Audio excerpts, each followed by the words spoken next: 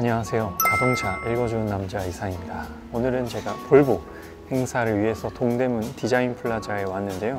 오늘 행사는 이제 볼보의 전 라인업을 경험해 볼 수 있는 행사입니다. 그래서 제가 모든 라인업을 타는 건 아니고 전 라인업 중에서 이제 랜덤으로 배정을 받아서 한 차종을 탈 것 같은데요. 저는 XC90을 탔으면 하는 희망을 갖고 있는데 어떻게 될지 모르겠습니다. 전 라인업이 매력적이기 때문에 어떤 차를 타더라도 만족스러울 것 같습니다. 이제 볼보는 이제 타면 탈수록 새로운 스마트카라는 개념을 갖고 있어요. 그래서 탈 때마다 OTA라든지 또 기본적으로 T맵이 장착되어 있기 때문에 그런 부분에서 좀 사용하기에 편리한 부분이 있죠. 보통 한국 소비자분들이라면 T맵에 대한 선호도가 가장 높기 때문에 그런 부분이 볼보가 참 잘하고 있다고 생각이 듭니다. 그래서 오늘은 김포까지 갔다가 가서 점심을 먹고 돌아오는 코스로 알고 있습니다. 그래서 오늘 볼보에 대한 소식 여러분들께 천천히 전달 드려보도록 할게요.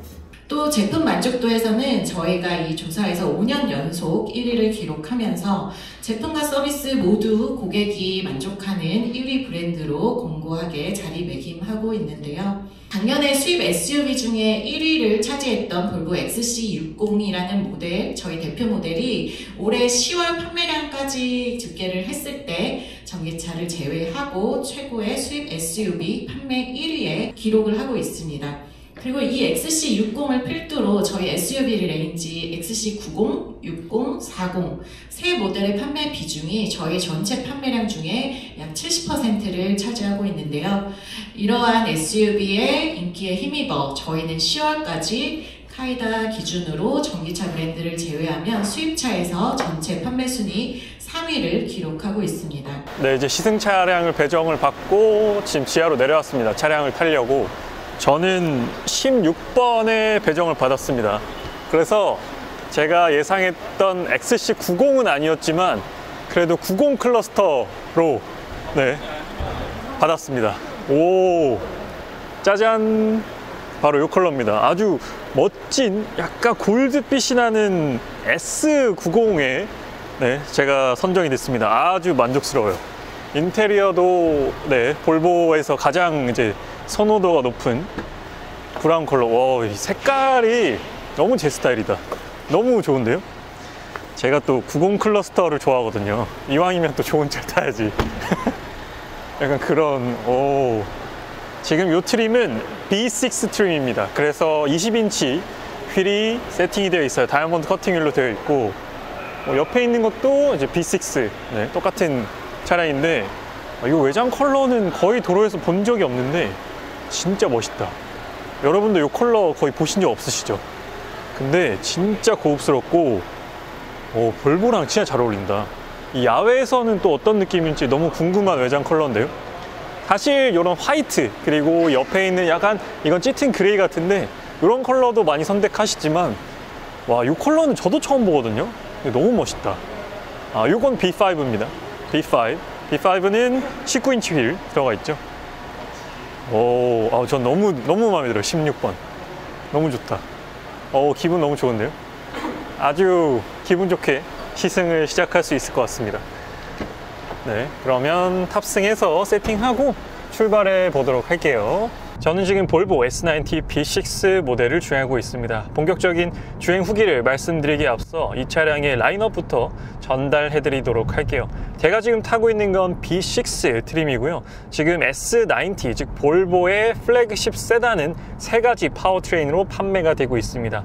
B5가 있고 B6가 있고 가장 최상위 파워트레인에는 T8이라는 PHEV 플러그인 하이브리드까지 준비가 되어 있습니다. 그래서 현재 국내에서 판매하고 있는 S90, 즉 볼보의 플래그십 세단은 모두 다 전동화 파워트레인이 기본화되어 있다고 보시면 됩니다. 지금 제가 타고 있는 것도 48V 마일드 하이브리드 시스템이 기본적으로 탑재가 되어 있는 모델이에요. 그래서 많은 분들께서 B5와 B6의 차이점을 궁금해하실 것 같고 실제로 제 주변에서도 B5와 B6를 고민하시는 분들이 많이 계십니다. 제가 리뷰를 보거나 뭐 인터넷 카페를 보더라도 B5 살까 B6 살까 고민하시는 분들이 꽤나 많으시더라고요. 그래서 오늘 리뷰는요, B5와 B6의 차이점, 그리고 요 동급으로 같이 고민을 하시는 뭐 렉서스 ES300H나 메르세데스 벤츠 E클래스나 BMW 뭐 5 시리즈 이런 모델들과 비교해서도 말씀을 드려보도록 하겠습니다. 일단 B5와 B6 간의 차이점은 출력 차이가 있습니다. B5는 250마력을 내고 B6는 300마력을 냅니다. 그래서 아니 난 300마력까지 필요가 없어서 250마력이면 충분해 라고 생각하실 수도 있겠지만, 또 하나 가장 큰 차이점은 요 구동 방식입니다.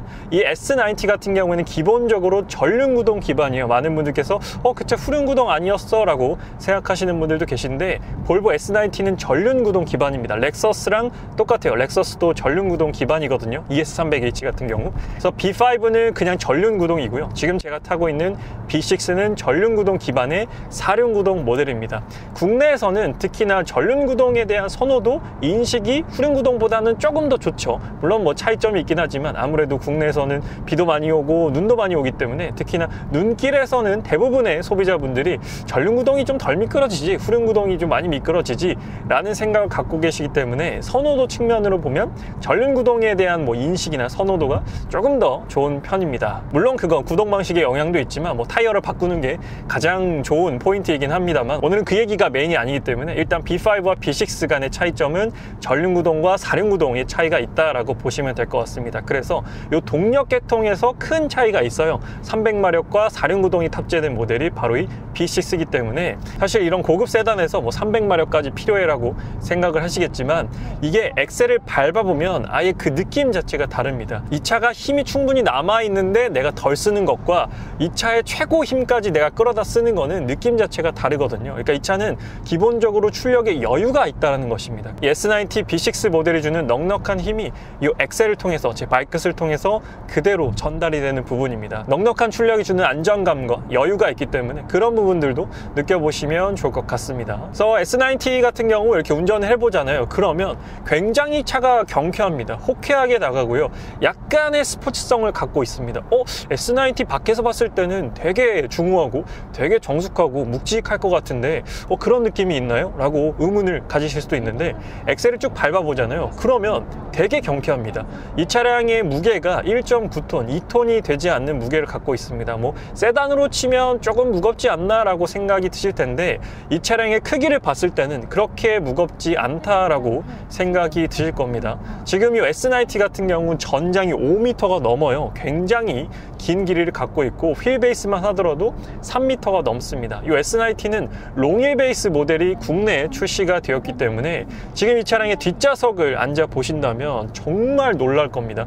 이 동급에서는 가장 넓은 그런 실내 공간을 보여주는 게 바로 이 S90입니다. S90 2열에 타봤는데 지금 보시는 것처럼 거의 S클래스 롱휠 베이스 정도의 실내 공간이 나오게 됩니다. 사실 동급에서는 거의 가장 넓다라고 해도 될 정도의 엄청난 공간감을 보여주고 있습니다. 뭐 레그룸만 이렇게 넓은 게 아니라 헤드룸 같은 경우에도 상당히 여유가 있는 그런 모습이죠. 그리고 암레스트 내려보게 되면 이게 약간 암레스트를 내리잖아요. 그럼 4인승 시트 같은 그런 느낌이 듭니다. 암레스트만 이렇게 딱 내려오는 게 아니라 헤드레스트까지 같이 이렇게 좀 길게 확장이 되다 보니까 4인승 시트 같은 구조 느낌이 나고요. 그리고 컵홀더도 이렇게 고급스럽게 열리게 되어 있습니다. 여기 열어보면 수납 공간도 얇고 넓게 배치가 되어 있는 걸 확인해 볼 수 있죠. 암레스트도 이렇게 우드 프레임이 다 되어 있습니다. 그래서 조금 더 고급스럽게 느껴지는 것 같고, 이 라인이 마치 이렇게 터널처럼 되어 있기 때문에 그래서 조금 더 4인승 느낌이 나는 것 같습니다. 뒤에서 온도 조절이나 열선, 통풍 시트 다 제공이 됩니다. 2열 통풍 시트까지 제공이 된다라는 것도 S90 B6 모델의 특징적인 부분입니다. 그리고 지금 보시는 것처럼 전동 선블라인드까지 적용이 되어 있습니다. 파노라마 선루프는 물론이고요. 여기 있는 필러 쪽에 벤트, 하단에 벤트까지 모두 제공이 됩니다. 그래서 제가 따로 모드를 바꾸지 않았습니다. 드라이브 모드는 그냥 기본 컴포트 모드인데도 엑셀을 밟아보면 응답성도 상당히 빠르고요. 이렇게 RPM이 올라가면서 내는 사운드도 그렇게 크진 않지만 적절히 약간 감성을 만족시켜줄 수 있을 정도의 사운드를 들려줍니다. 근데 요 말을 조금 이렇게 뒤틀어서 얘기를 해보자면 사운드, 엔진의 사운드가 조금 있는 편입니다. 이게 단점이 될 수도 있고 뭐 장점이 될 수도 있는데 엔진이 엄청나게 정숙하지는 않습니다. 볼보 타보신 분들은 아시겠지만 가속을 해보면 생각보다 엔진 사운드가 조금 실내로 유입이 되는 편이에요. 그래서 이 300마력이라는 출력은 이 클래스 기준으로 보면 230보다도 더 높은 출력이고요. BMW 5 시리즈 본다면 530i보다도 더 높은 출력입니다. 그렇기 때문에 동급에서는 상당히 높은 출력이고요. ES300H와 비교해 보더라도 가장 높은 출력을 갖고 있는 게 이 S90 B6 모델의 스펙입니다. 그리고 플래그십 세단이라면 당연히 갖춰야 되는 게 이 편안한 승차감, 안락하고 쾌적한 승차감이겠죠. 그 부분에 대해서 말씀을 드리면 일단 볼보 차량들, 저도 SUV 모델들 뭐 40 클러스터, 60 클러스터, 90 클러스터를 모두 다 경험을 해봤지만 뭐 S90 같은 경우에는 뭐 에어 서스펜션이 탑재되어 있진 않습니다. 그냥 기본 스틸 서스펜션으로 세팅이 되어 있는 차량인데도 불구하고 뭐 방지턱 넘을 때라든지 휠베이스가 길어서 그런지 모르겠는데 전반적으로 출렁거림 없고요. 좀 탄탄하게 잡아주는 느낌을 갖고 있습니다. 그래서 이 댐핑 스트로크라고 해야 될까요? 그러니까 이 충격을 완화하는 범위 자체가 그렇게 넓은 느낌은 아닙니다. 그래서 지금은 이제 구간 단속이 시작이 됐어요. 그래서 앞차도 속도를 좀 줄이는 그런 상황이라서 지금 파일럿 어시스트를 바로 여기 왼쪽에 있는 버튼으로 사용해 보도록 하겠습니다. 그냥 이 가운데 버튼 한번 누르면 바로 시작이 됩니다. 정말 직관적으로 버튼 한 번으로 사용할 수 있고요. 속도는 지금 80km 구간 제한이기 때문에 80으로 세팅해 놓고요. 앞차와 차간거리는 이 버튼으로 조절이 가능합니다. 물론 지금 모든 상황이 이 헤드업 디스플레이와 계기판에 나오고 있어요. 그래서 스티어링 휠은 이 정전식입니다. 터치로 연장이 또 가능해요. 이렇게 스티어링 휠을 잡지 않고 있으면 스티어링을 잡으라고 경고가 뜨는데 그때 이렇게 터치만 해주면 또 이렇게 손쉽게 연장이 가능합니다. 볼보 같은 경우에는 이 파일럿 어시스트, 우리가 뭐 쉽게 말해 반자율 주행, 뭐 ADAS라고 부르는 이 시스템도 상당히 잘 준비가 되어 있습니다. 터치로 또 연장하고 앞차가 속도를 또 이렇게 자연스럽게 줄입니다. 네, 안 잡으면 이렇게 이런 클래식한 알람으로 경고를 아주 편안하게 해줍니다. 뭐 삐삐삐 이렇게 놀랄 정도로 하지는 않고요.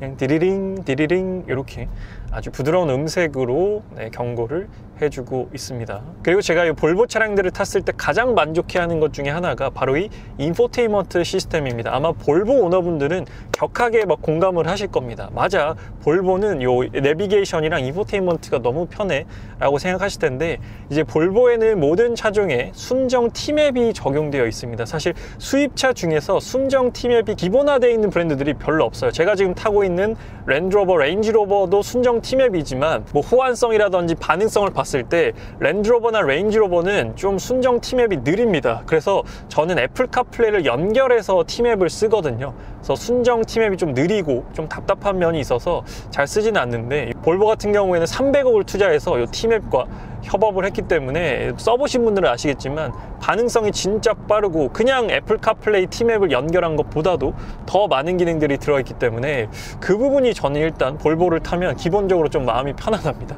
일단 내비게이션을 우리가 항상 보잖아요. 그랬을 때 이 내비가 주는 안정감, 뭐 애플 카플레이나 안드로이드 오토를 뭐 선을 꽂거나 선을 안 꽂아서 연결하거나 뭐 동글을 사용하거나 그랬을 때 중간중간 연결이 끊기거나 먹통이 되는 경우가 있잖아요. 갑자기 내가 이 톨게이트를 빠져나가야 되는데 그때 내비가 갑자기 뚝 끊긴다거나 그런 경우 해보신 분 있으실 거예요. 그러면 당황스러울 수밖에 없는 상황을 직면하게 되는데요. 이건 뭐 기본 순정 T맵이기 때문에 그런 호환성 부분에서 전혀 걱정을 안 해도 된다라는 부분이죠. 그래서 저도 너무나 편하게 가고 있고요. 특히나 이 볼보는 이 음성인식 시스템이 진짜 잘 되어 있습니다.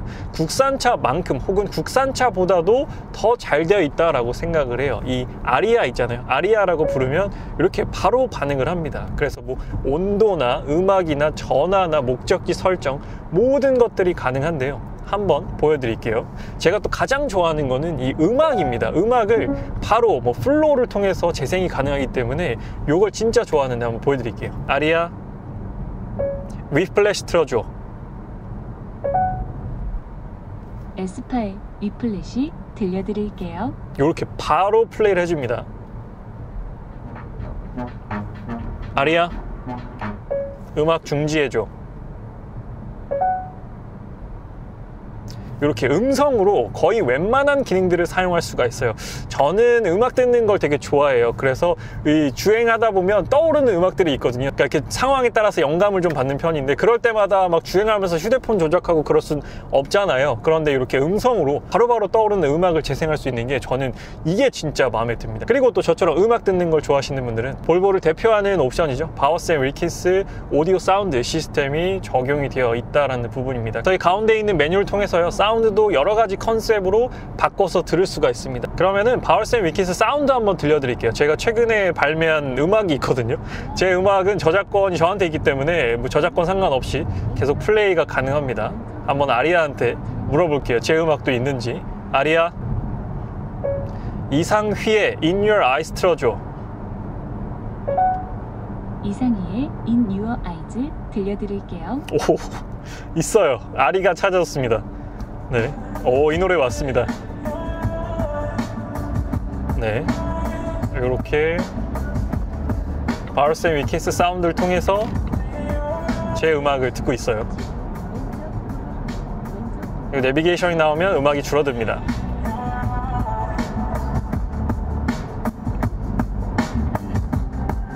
지금 현재는 사운드 컨셉이 스테이지로 되어 있습니다. 강도와 서라운드 모두 최고로 올려놓은 상태고요. 이번에 스튜디오로 바꿔볼게요. 스튜디오로 바꾸면 훨씬 더 이 음악이 내 앞에 있는 느낌입니다. 훨씬 입체감이 커지는 그런 컨셉이에요. 이번엔 실내로 바꿔보겠습니다.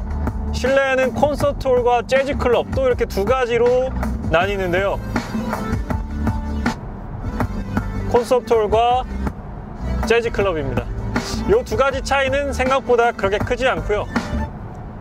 저는 이 스튜디오가 가장 마음에 드는 세팅인 것 같습니다. 정말 이 악기들이 제 바로 앞에 있는 듯한 그런 느낌을 전달해 줍니다.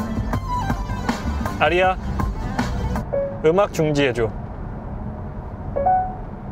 그래서 이렇게 볼보가 제공하는 스마트한 시스템들은 매번 업데이트가 가능합니다. OTA를 통해서 무료로 항시 업데이트가 되는 부분이고요.